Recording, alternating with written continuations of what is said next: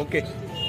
काल दिनांक 11 जानेवारी रोजी साक्री पोलीस स्टेशनचे API शलाने आणि त्यांची टीम यांना माहिती मिळाली होती आणि ऑलरेडी आपल्या सगळ्यांना माहिती आहे की पाठीमागच्या पण काही दिवसांपूर्वी मसरी गावामध्ये आरोपी नामे जयेश गुंजाळ याच्या ताब्यातून त्या ठिकाणी जवळपास 67,20,000 रुपये मुद्देमालाची दारू त्या ठिकाणी जप्त करण्यात आलेली होती। त्याच्याच सखोल तपासाच्या अनुषंगानं जेव्हा सदर जो इसम आहे त्याचं जे शेत आहे त्या शेताची आम्ही जेव्हा झडती घेतली तर त्या झडतीमध्ये देखील आजही एकूण जवळपास 39,27,000 रुपयाचा मुद्देमाल ज्याच्यामध्ये 2 वेगवेगळ्या प्रकारच्या ब्रँडची देखील दारू त्या ठिकाणी आढळून आलेली आहे। एकूण सदर प्रकरणामध्ये आत्तापर्यंत जवळपास 1,06,50,000 रुपयाचा मुद्देमाल त्या ठिकाणी जप्त करण्यात आलेला आहे आणि सदरील जी दारू आहे ती प्रथमदर्शनी असं वाटतं की ती बनावट दारू आहे असं प्रथमदर्शनी वाटतं आहे, मात्र त्याच्यामध्ये तरी पण आम्ही सखोल तपास अजून करत आहोत।